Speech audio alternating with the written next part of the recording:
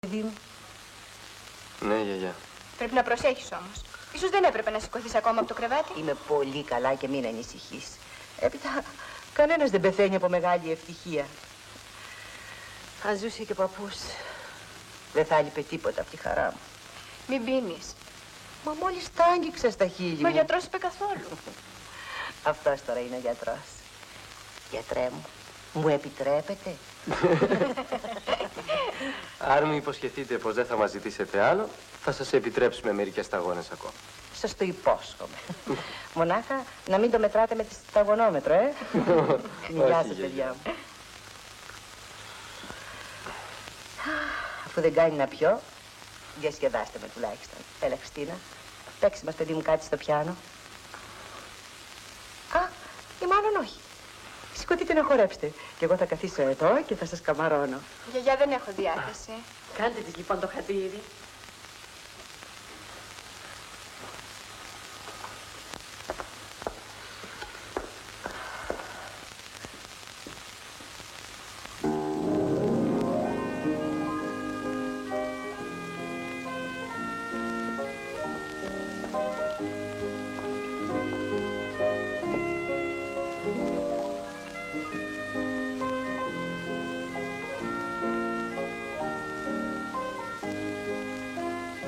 Λοιπόν, σήκω.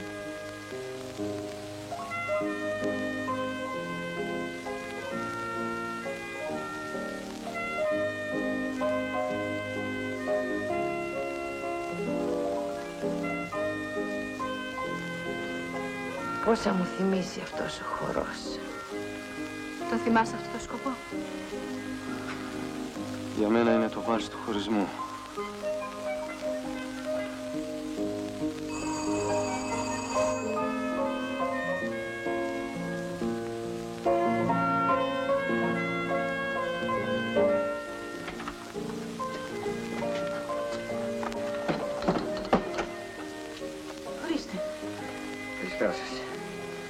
Ήθελα να δω την κυρία Ρίγα.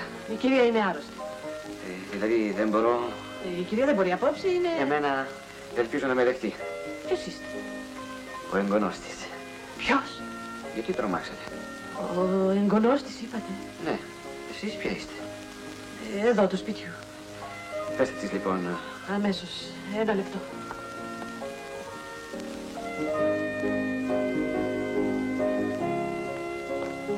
Τι συμβαίνει? Σας ζητά κάποιος κύριος.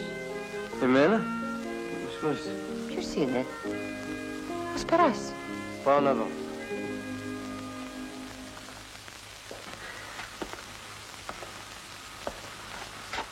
Γνωρίζεστε? Ορίστε. Δεν ζήτησα εσάς. Είναι ο εγγονός της γιαγιάς.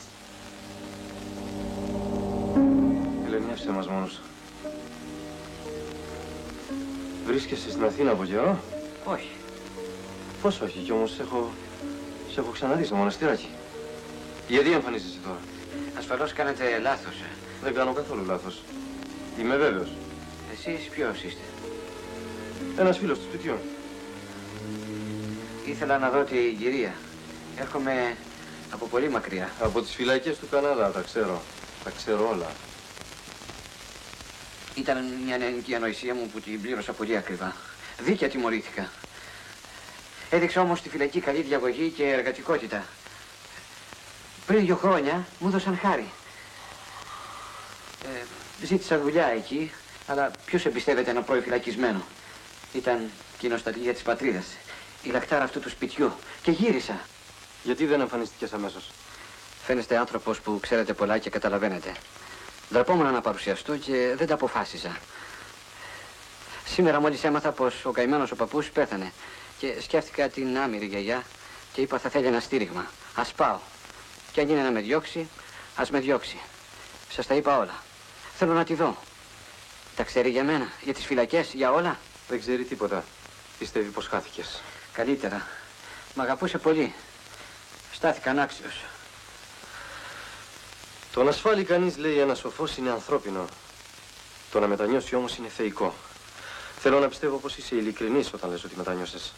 Έτσι είναι, σας ορκίζομαι. Και ακόμα θέλω να πιστεύω ότι στο μοναστηράκι δεν τριγυρνούσες για καμιά βρωμοδουλειά. Όχι, ποτέ. Αφού λοιπόν έρχεσαι μετανιωμένος και αφού αγαπάς τη γιαγιά, δεν θα θέλεις να της κάνεις κακό? Εγώ? Και τη ζωή μου ακόμα για τη γιαγιά. Εντάξει. Συμβαίνει κάτι πολύ σοβαρό. Δεν πρέπει να εμφανιστείς απόψε. Έλα αύριο στο μαγαζί, θα στα πω όλα και θα δούμε τι πρέπει να γίνει. Μα τι συμβαίνει, με βάζετε σε ανησυχία. Αύριο στο μαγαζί. Και απόψε, πού θα πάω εγώ απόψε? Πού έμενες μέχρι τώρα? Δεν μπορώ πια. Δεν έχεις λεφτά? Είναι κι αυτό. Άρα είναι και κάτι άλλο. Κάποιος θέλει να μου κάνει κακό. Ειδοποίησε την αστυνομία. Αστυνομία? Φοβάσαι? Να φοβηθώ? Γιατί?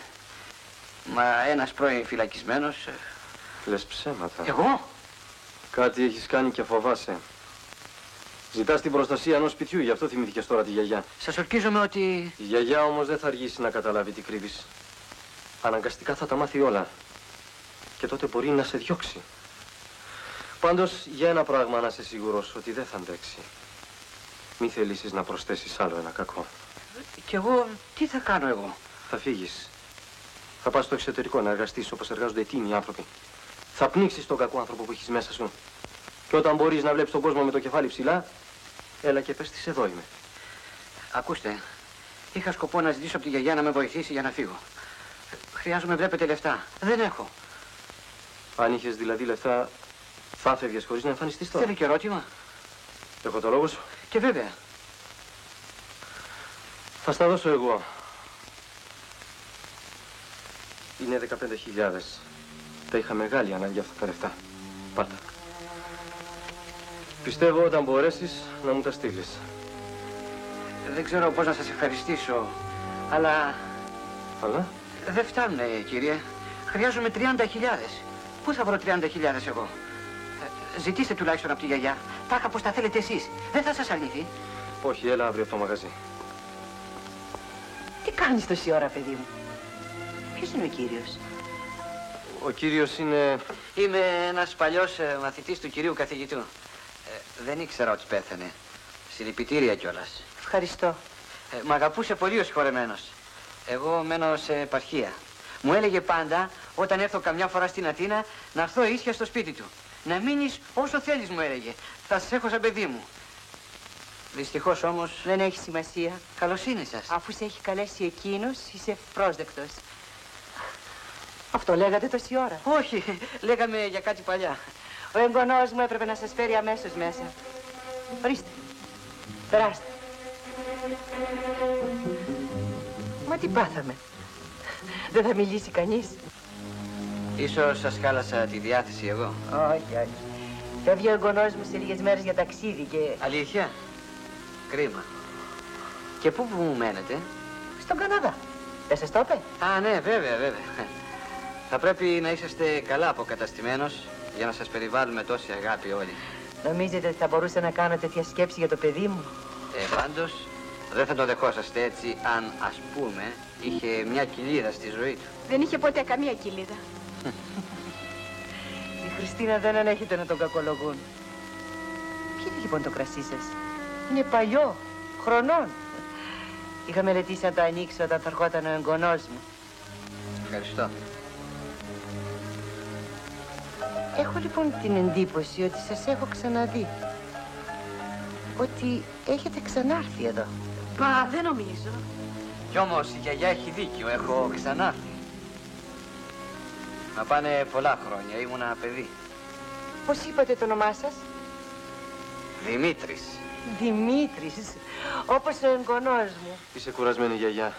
Έχεις πιει και πολύ, πρέπει να πας να αναπαυθείς. Ναι, γιαγιά. Μάλιστα, κυρία, πρέπει να προσέχετε. Όλοι λοιπόν είσαστε εναντίον μου. Βλέπετε, κύριε, τι τραβάω. Σε παρακαλώ, έλα. Θα σε πάω εγώ. Τι να γίνει? Θα υπακούσω. Βλέπεις, εσύ είσαι ο άντρας του σπιτιού. Ελένη, έχεις ετοιμάσει το κρεβάτι μου? Από ώρα, κυρία. Καληνύχτα, κύριε. Καληνύχτα, κυρία. Καληνύχτα, γιαγιά.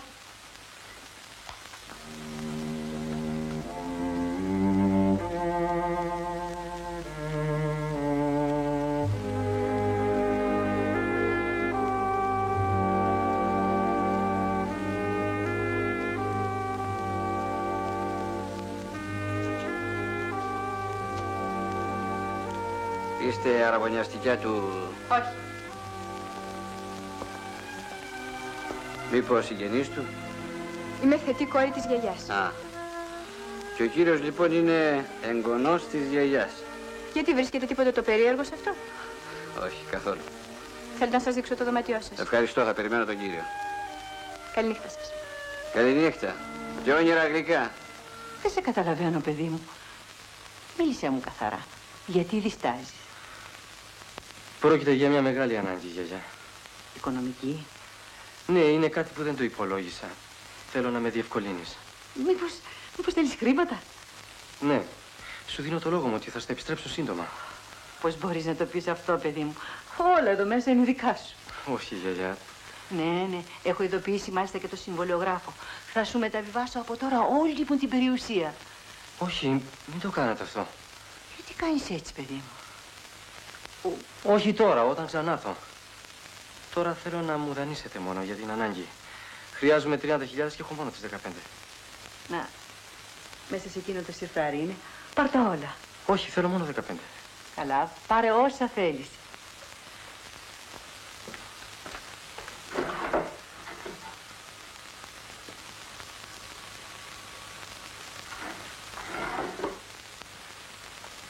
Ευχαριστώ, γιαγιά.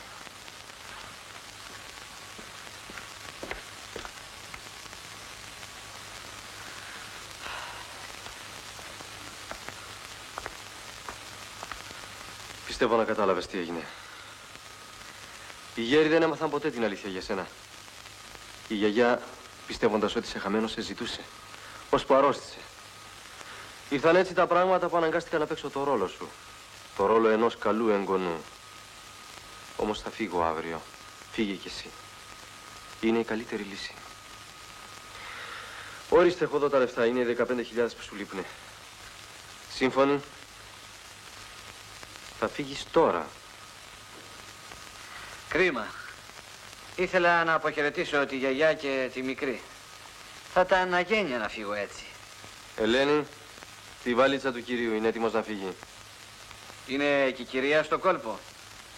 Βιάζεστε πολύ να φύγω. Φεύγει ο κύριος. Ναι. Δεν ήθελα να σας ανησυχήσω περισσότερο και...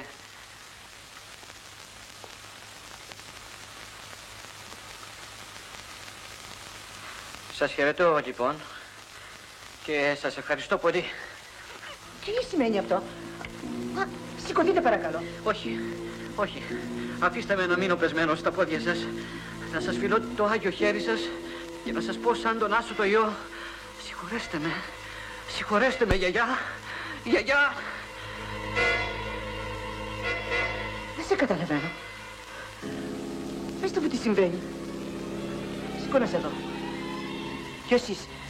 Δεν είμαι άξιος εγώ. Είμαι ο κακός σας εγγονός, γιαγιά. Είμαι ο Δημήτρης. Συγχωρέστε με. Τρελάθηκες. Τι λέει αυτός ο άνθρωπος? Πεςτε μου. Μιλήστε λοιπόν. Κανένας δεν μπορεί να μιλήσει, γιαγιά. Γιατί ξέρουν όλοι πως είναι αλήθεια. Μην ρωτάς κανέναν. Ρώτα μονάχα την καρδιά σου. Δεν άκουσες τη φωνή του αίματος, γιαγιά? Κοίταξε με καλά. Πάντα έλεγες ότι μοιάζω του πατέρα. Κοίταξε αυτό το σημάδι. Το θυμάσαι πως έγινε? Με κυνηγούσες. Έπεσα από τις σκάλες της αυλής. Κοίταξέ με. Δεν με αναγνωρίζεις ακόμα. Θεέ μου. Γιαγιά. Τρελάθηκα λοιπόν. Ο Δημήτρης. Μα τότε... Εσύ ποιος είσαι? Ησύχασε, γιαγιά. Πες μου ποιος είσαι. Γιαγιά, ησύχασε. Πες μου. Μίλα. Φοβάσαι να πεις την αλήθεια. Είμαι ένας ξένος. Τι είπες? Ναι, είμαι ένας ξένος. Ένας φτωχός βιβλιοπόλης από το μοναστηράκι. Ο Λευτέρης, αυτός είμαι. Ο Λευτέρης. Θέλησα να σου προσφέρω τη χαρά που λαχταρούσες, που σου λείπε. Τα ήξερα όλα από τον παππού. Αναγκάστηκα να πάρω τη θέση του εγγονού σας, χωρίς να το έχω σκοπό. Έτσι δεν είναι, Ελένη? Το ξέρεις κι εσύ? Και βέβαια το ξέρε. Εσύ. Εκείνα τα γράμματα λοιπόν. Εσύ έστειλες εκείνα τα γράμματα. Ναι, εγώ τα στείλα. Προσπάθησα να μην μάθετε μια σκληρή αλήθεια. Και έτσι με τύλιξες μες στο ψέμα. Με κορόιδεψες. Με γελούσες. Πώς μπορούσες να ξέρεις αν ήταν σκληρή μια αλήθεια ή όχι? Πώς μπορούσες να παίξεις με τα ιερότερα αισθήματά μου? Ψεύτη. Υποκριτή. Μη μου αποδώσετε όμως κακή πρόθεση. Στο πρόσωπό σας έβλεπα